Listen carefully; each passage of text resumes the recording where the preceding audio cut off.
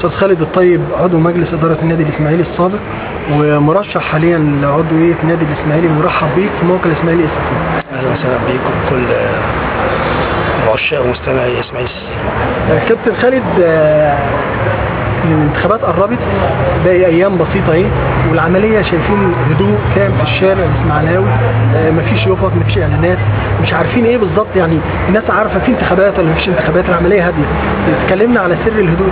والله انا من وجهه نظري انا شايف ان الاحداث في مصر مخليه الناس نوعا ما يعني مش متشجعه قوي على انها تركز في انتخابات النادي الاسماعيلي. يمكن احداث البلد والحادث الارهابي اللي حصل ضد شهداء الجيش المصري، واكيد كلنا زعلانين وبننعي شهداء الجيش المصري وبنحسبهم شهداء عند ربنا سبحانه وتعالى، وبنقول لهم ربنا يلهمهم الصبر والسلوان. وطبعا احنا عرفنا ان في 4 من الاسماعيليه، يمكن انا علقت الحمله الانتخابيه بتاعتي 3 ايام يعني تضامنا مع الشهداء دول، يعني اخواتنا. يعني انا بصراحه انا جالي اكتئاب اكتر من يومين 3، مش عارف اتكلم ولا ارد على حد.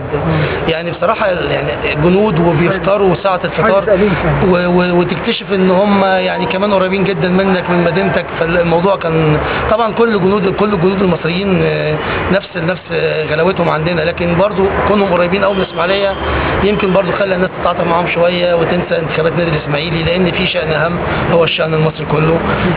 حاجه ثانيه ان معظم المرشحين يعني اعتقد ان هم برضو شخصيات معروفه في البلد، وانا شايف انا واحد من وجهه نظري مش عايز اعمل دعايه مبالغ فيها، هعمل دعايه بسيطه جدا بس بعرف الناس بيها ان انا يعني كنت موجود الفتره اللي فاتت، كان ليا الحمد لله انجازات في النشاط الرياضي، صعود فرق زي الهاندبول والبنتابول والكره الخماسيه، كان عندنا ابطال افريقيا في المصارعه والملاكمه والعاب القوى، فالحمد لله رب العالمين يعني، وكره السرعه طبعا بطله عالم، فالحمد لله رب العالمين. اعتقد ان الناس بقت يعني عارفه مين اللي موجود، والمجموعه اللي نازله معظمهم اولاد بلد ومعظمهم معروفين، فاعتقد ان الدعايه يعني هتبقى بحدود، وانا شخصيا مش عايزها تبقى مبالغ فيها، لان ما ينفعش ان احنا يعني الفلوس دي مصر اولى بيها.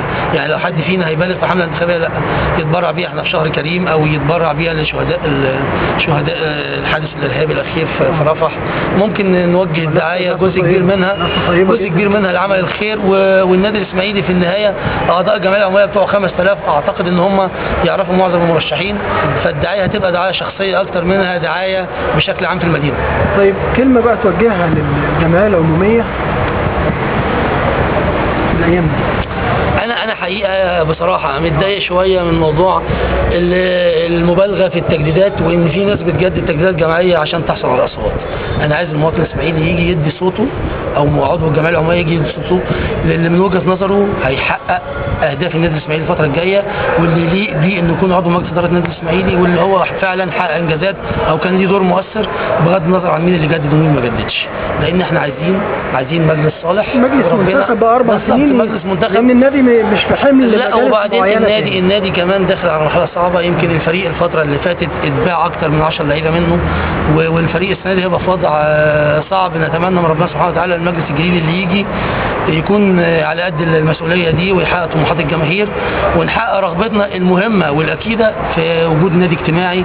واعتقد ان الموضوع بقى سهل بالنسبه لاي مجلس يجي طالما الارض خصصها الجيش نهائيا. فاعتقد ان ده يعني الهدف اللي هو يمكن اهم من فريق الكوره من وجهه نظري، وان النادي يرجع مؤسسه ثانيه بكل الالعاب اللي احنا ربنا كرمنا وعملناها الفتره اللي فاتت، وده من ضمن اهم اهدافي. انا بركز على نقطتين: النادي الاسماعيلي الاجتماعي والانشطه الرياضيه والاهتمام بيها، ونرجع قلعه الدراويش مش بس كره قدم، لا قلعه لجميع الالعاب.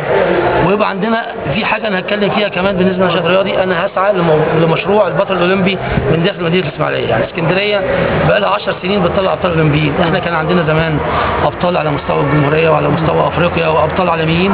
بنسعى ان احنا خلال الفتره دي في نهايه فترتنا يكون في 3 أو 4 ابطال اولمبيين خرجوا من مدينه الاسماعيليه في الملاكمه والمصارعه والعاب القوى، والكلام ده مش بعيد، بالعكس الكلام ده لو اتصرف عليه عشر ميزانيه الكوره هنلاقي عندنا 4 5 ميداليات بدل الخروج المهين اللي احنا خرجناه، باستثناء ميداليه في المصارعه والاخرى في الشيش. واعتقد ان الصراحه يعني البعثه المصريه بكل عددها ده ناخد ميداليتين، حاجه مؤسفه يعني.